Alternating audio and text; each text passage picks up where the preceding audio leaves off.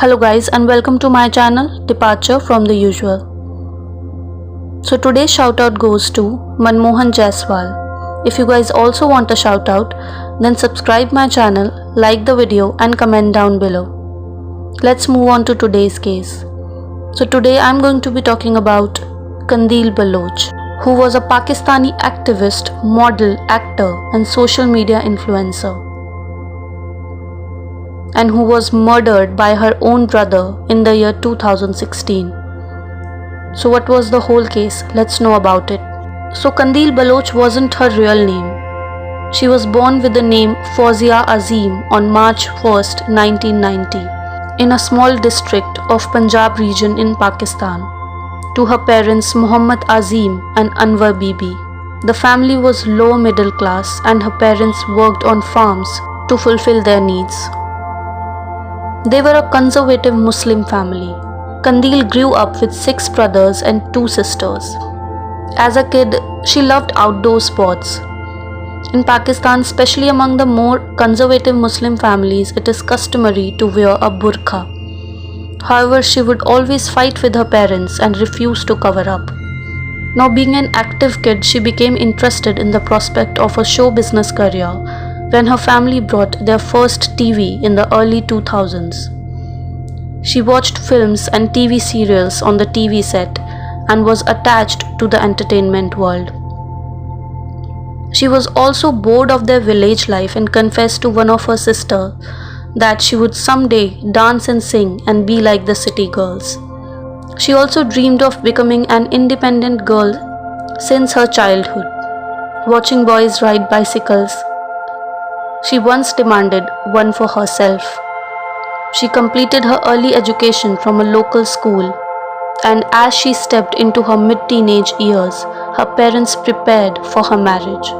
She resisted getting married so early, but her parents did not listen to her. A match was arranged with one of her mother's cousin.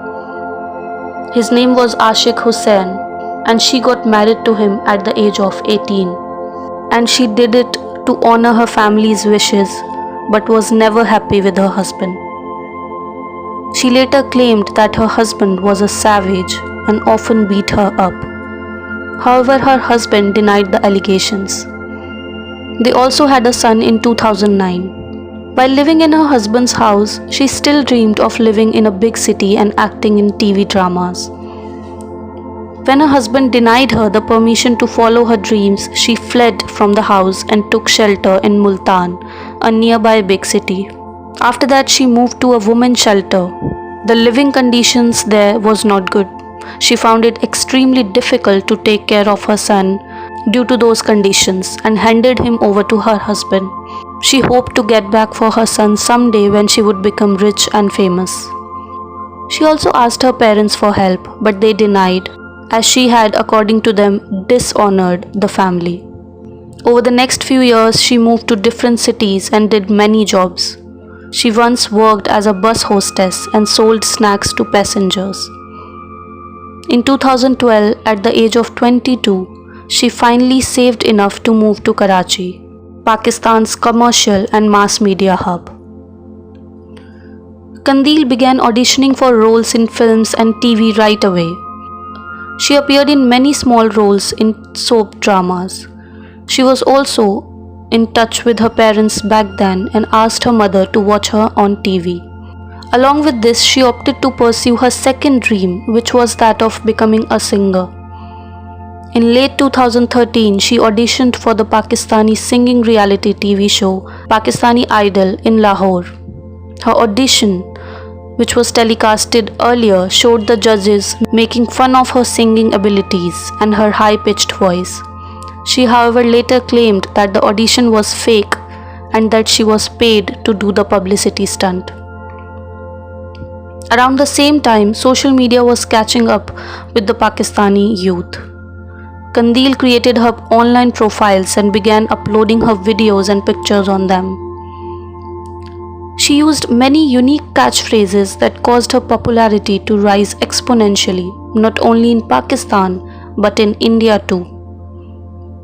She gained fame for her bold social media posts in which she often seen wearing shorts.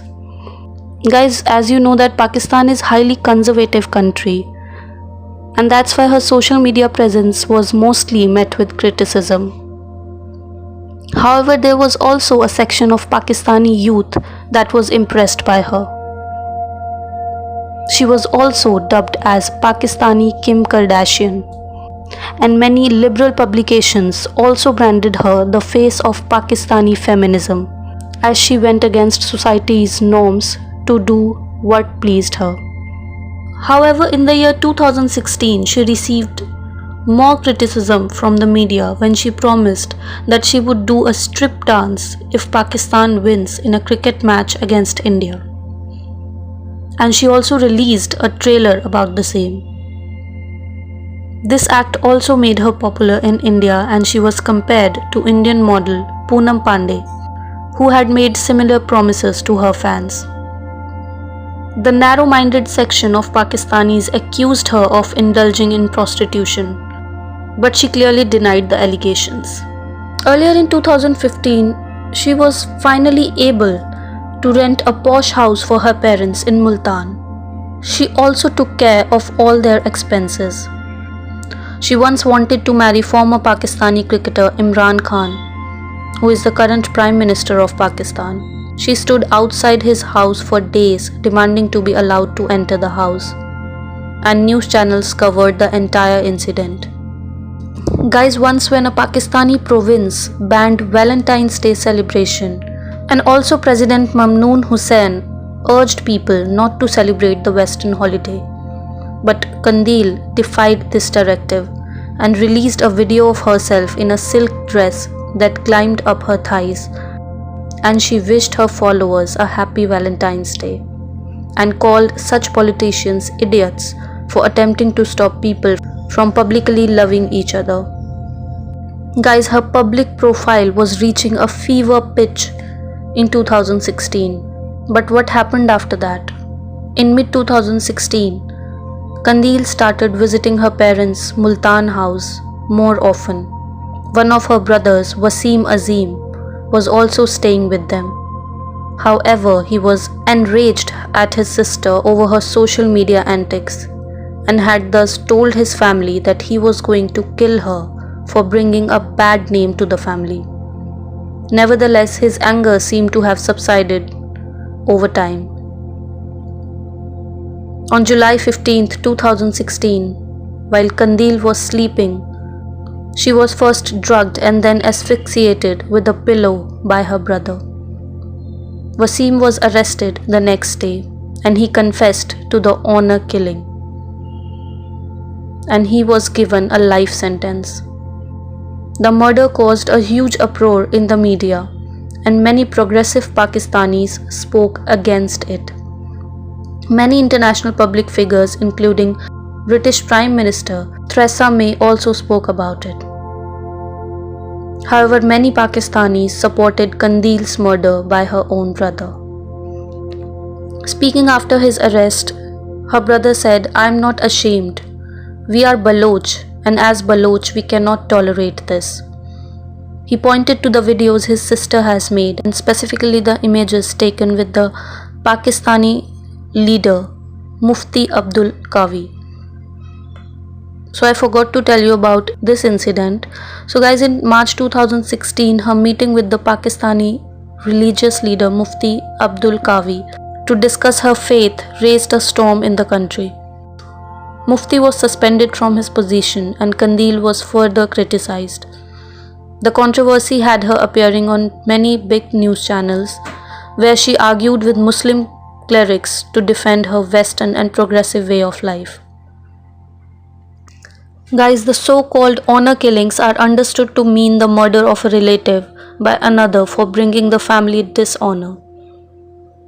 The pattern of this crime has its roots in tribal social norms that remain prevalent across South Asia, and the victims are overwhelmingly women. There were 933 honor killings cases in 2015 according to Pakistan Ministry of Law, but these may only represent a fraction of the true number. So what are your thoughts on this case? Tell me in the comments below. And also, if you want to know about the mystery of Max Day family, then click the video on the left. I'll meet you next time with another true crime story from around the world. Until then, signing off.